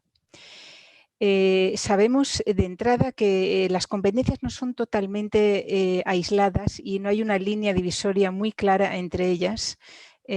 Por ejemplo, las competencias de emprendimiento tienen una gran componente digital para poder realizar y desarrollar esas competencias, por ejemplo. Igualmente, para poder desarrollar una ciudadanía activa, podemos imaginar que las competencias digitales son necesarias, sobre todo hoy en día, para poder movilizar, para poder recaudar fondos, para poder actuar, etc. Entonces, para empezar, diciendo que no hay una división clara y absoluta entre las competencias, pero sí que es una herramienta útil para enfocar un desarrollo competencial, para organizar la formación, los aprendizajes y la evaluación. Ahora una pequeña inciso institucional para aquellos que tampoco son duchos en la materia de las instituciones europeas. El Consejo de Europa es una institución en la cual no está directamente ligada a lo que se llama la Unión Europea de los 27 Estados miembros. La Unión Europea tiene competencias limitadas en educación, o sea, tiene limitadas, como expliqué antes, a lo que es el método abierto de coordinación, y en los cuales los Estados miembros trabajan en unas áreas, la cual incluye los valores europeos. En paralelo a la Unión Europea tenemos el Consejo de Europa, con 47 miembros, creo, si no me equivoco, que incluye más países, y esos Estados miembros se trabajan conjuntamente para el desarrollo del respeto de los derechos humanos, el rule of law, el Estado de Derecho y otro acercamiento. Y en particular trabaja sobre el ámbito de la educación como herramienta. Por ejemplo, un marco bien conocido de todos es el marco de los idiomas, de aprendizaje de los idiomas que conocemos en los niveles A1, A2, B1, B2, que ha sido desarrollado y implementado, desarrollado por el Consejo de Europa. Entonces nos encontramos aquí ante dos mundos que están trabajando en paralelo y en el cual hay oportunidades de colaborar. Es decir, el marco, la recomendación de la Unión Europea que incluye la ciudadanía y como una competencia particular relacionada, muy relacionada con la competencia democrática, y la otra competencia efectivamente del desarrollo personal, competencias sociales y aprendizaje a aprender, son dos competencias que, como hemos desarrollado en nuestro primer informe público, están conectadas con este marco del Consejo de Europa, el marco de referencia para las competencias de la cultura democrática. Entonces, ¿cómo acercarlos? La recomendación del Consejo de las competencias clave para el aprendizaje permanente de la Comisión de la Unión Europea recomienda utilizar los trabajos del Consejo de Europa para las competencias, en particular la competencia de la ciudadanía. Como investigadora, y no en nombre de la Comisión, me gustaría decir que espero que la Comisión, que el marco del Consejo de Europa sea una herramienta promovida y utilizada lo más posible dentro del ámbito de los trabajos de la Comisión, sobre todo porque está basado en un trabajo de larga duración, de por lo menos 10 años de trabajo, comenzando por el diálogo intercultural y las competencias democráticas, con un gran apoyo de investigación científica y un gran trabajo de consenso, que es parte de los procesos que a nivel de la Unión Europea también trabajamos. Es decir, hace falta que no sea solo un marco científicamente válido, sino que los Estados miembros y los diferentes actores lo reciban y lo aprueben como un marco válido que contemple las realidades, la gran diversidad de las realidades de los diferentes Estados miembros. Mi opinión como investigadora es que este marco cumple con las condiciones que la Comisión Europea necesita para digamos, adoptar un marco porque está realizado según los procesos similares que utiliza la Comisión para estos marcos, con lo cual espero que haya un acercamiento, por ejemplo, podríamos imaginar que para la competencia de ciudadanía se utilizara este marco como un marco base de referencia, ya que todavía la Comisión Europea no ha desarrollado marco, sino que la recomendación del Consejo recomienda utilizar al máximo los trabajos del Consejo de Europa. Por ejemplo, hemos desarrollado marcos de competencias desde JRC, en particular para las competencias digitales, para las competencias de emprendimiento y para las competencias de desarrollo de competencias personales, sociales y aprendizaje y aprender a aprender.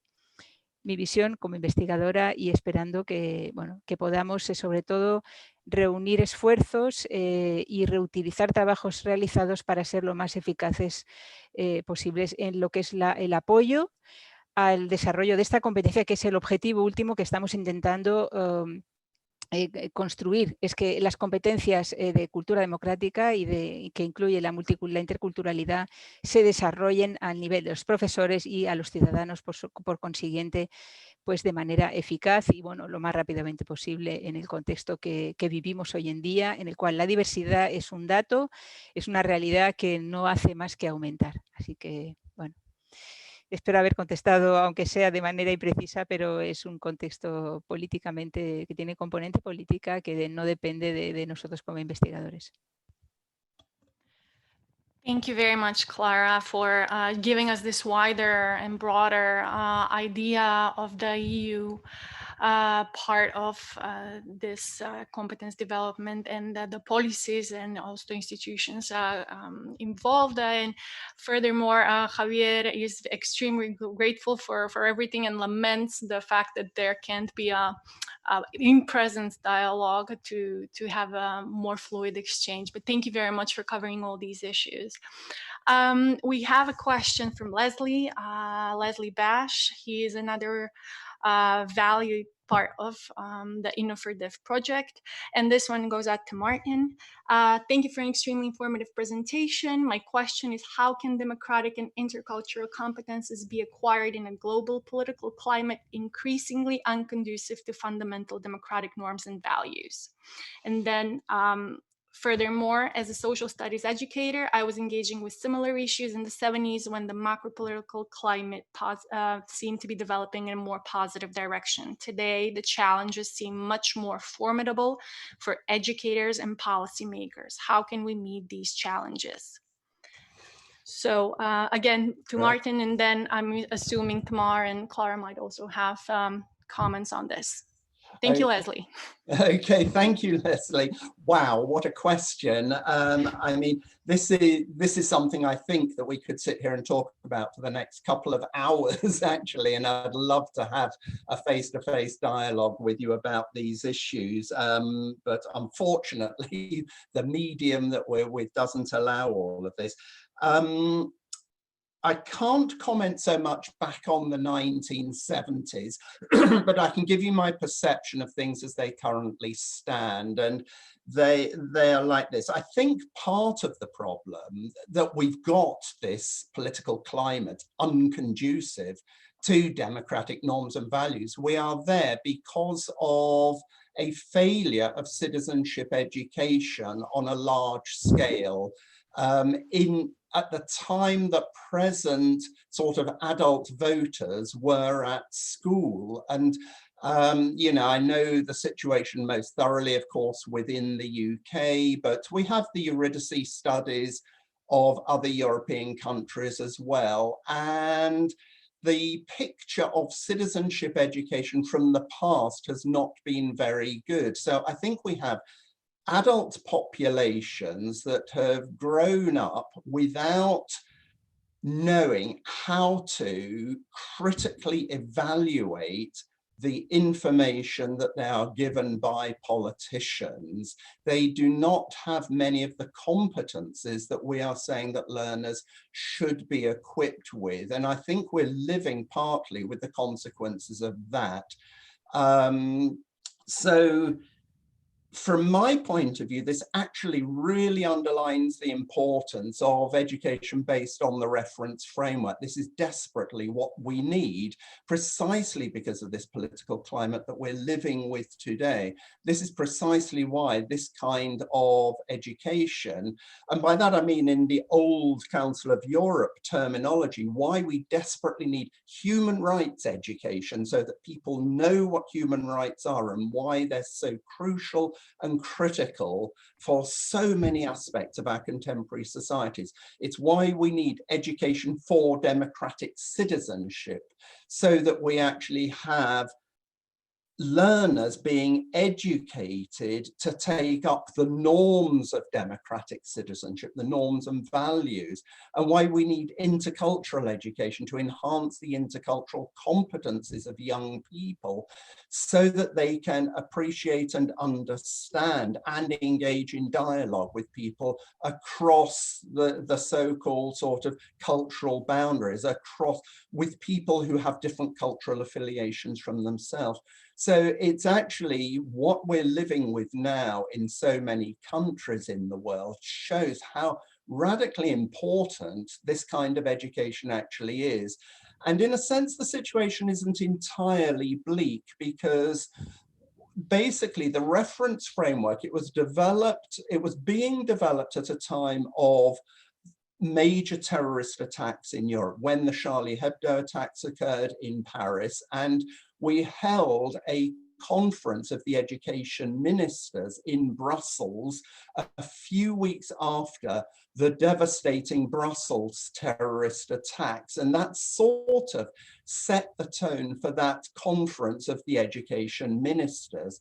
And at that particular conference, the reference framework in its early stages was presented to the education ministers, and unanimously the education ministers, this is education ministers of the Council of Europe member states, so that is the 47 member states, they all unanimously endorsed the reference framework and said this is exactly what we need to deal with these situations that we have escalating within our own countries at the moment. Now, one knows that there are some countries that are actually in practice going to be less inclined to implement education based on the reference framework than other countries.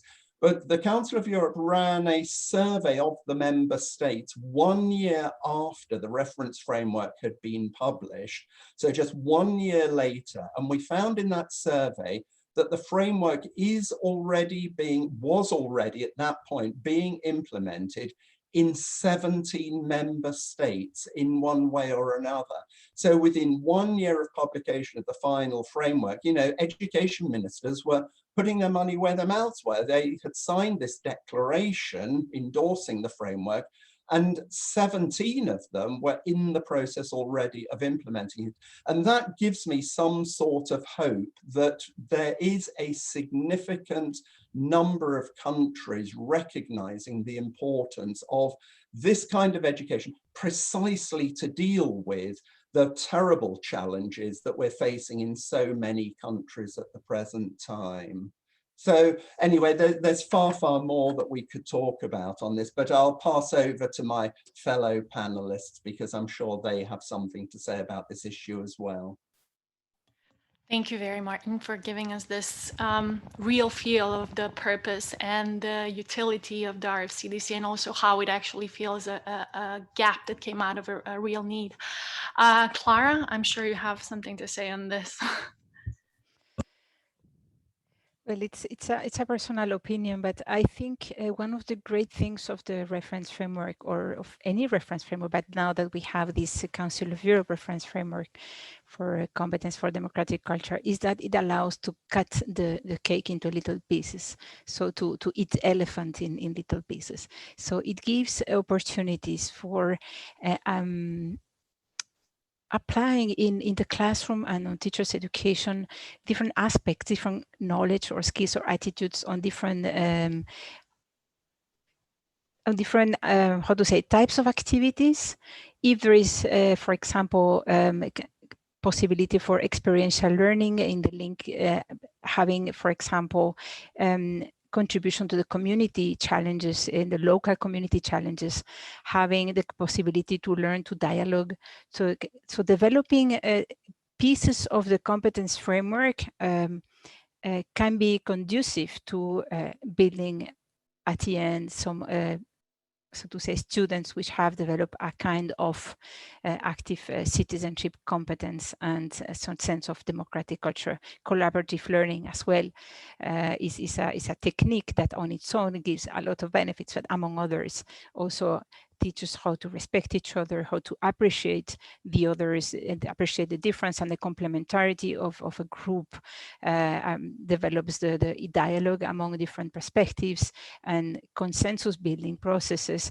All of these activities, even if they are not called democratic competence on their own, are techniques that can be developed and applied in the classroom and allow to develop these little building blocks that the framework talks us about, that at the end overall, if not all the 20 competences can be developed because in particular a country or environment is not very conducive or very supportive for it, at least I think that little pieces can be developed and so far somehow move towards a more democratic citizenship individuals all over Europe. And hopefully the 47 member states, which is I think great information from Martin and encouraging to know that there is really a national will across a number of countries to move towards this direction and to engage into education processes towards building this culture, which is democratic culture, so much needed in my own opinion to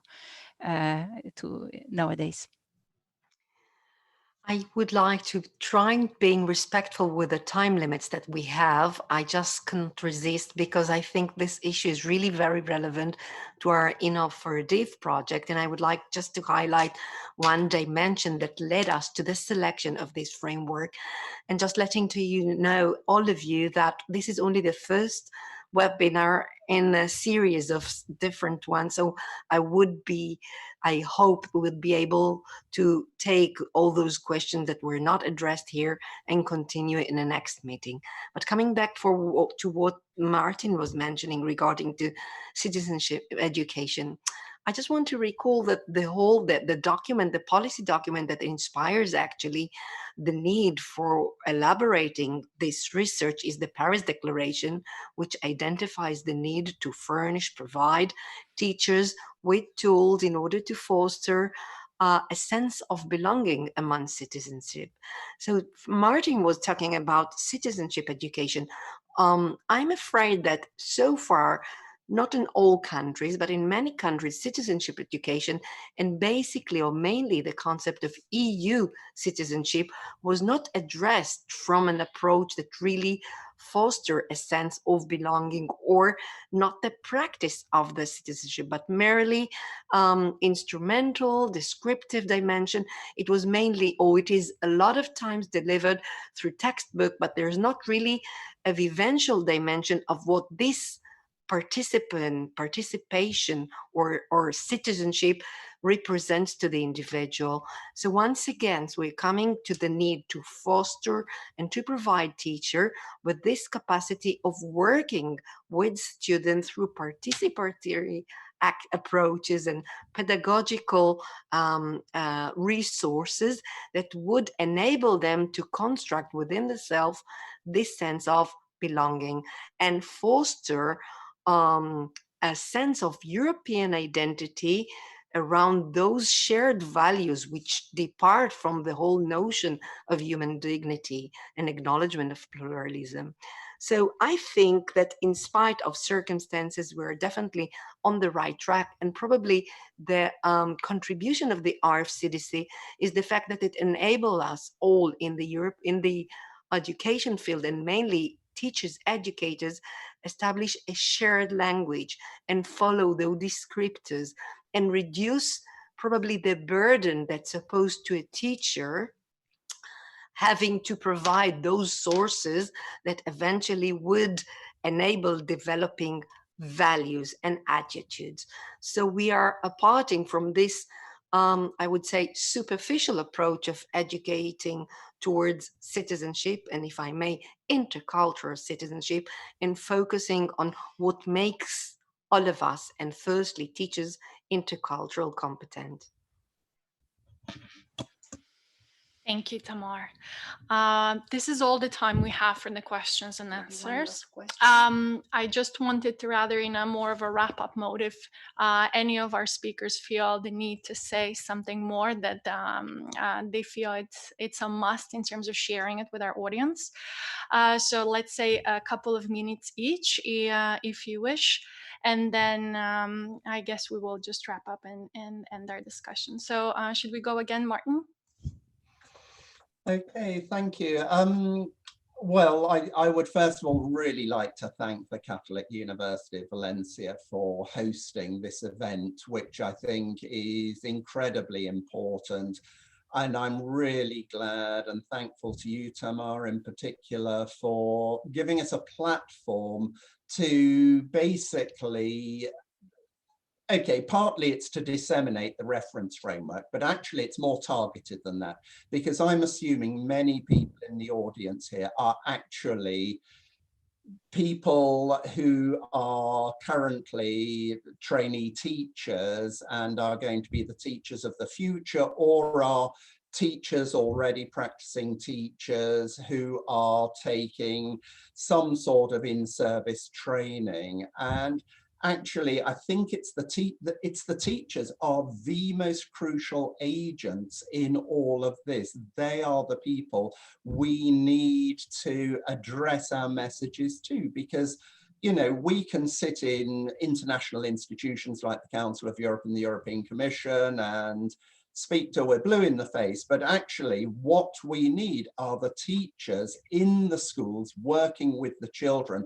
implementing these education based on these sorts of principles and values above all else. And they are the ones who are actually going to introduce the changes that Leslie was talking about, it, you know, in his question, that were implicit in his question there that he put to us before. So I would really just like to thank the teachers as well who are here, either present teachers or future teachers.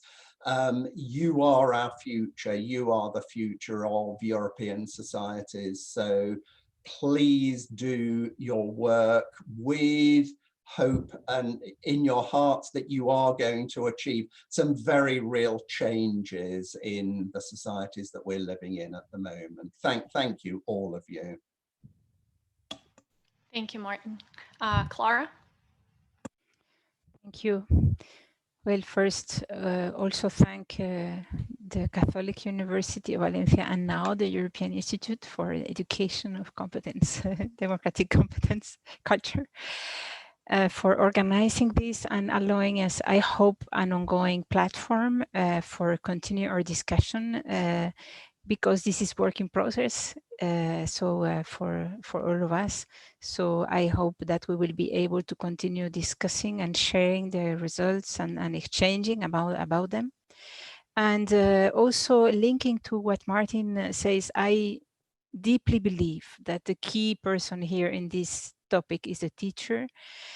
And this is why Inno4Div has been designed in that sense, so to understand what can be done at policy level to support teachers in this endeavor. So the outputs aim at both supporting policies that support teachers, but also providing material that aims at being inspiring and supportive to the teachers' tasks. So thank you all for, also thanking the audience for being there, participating and asking questions. Mar.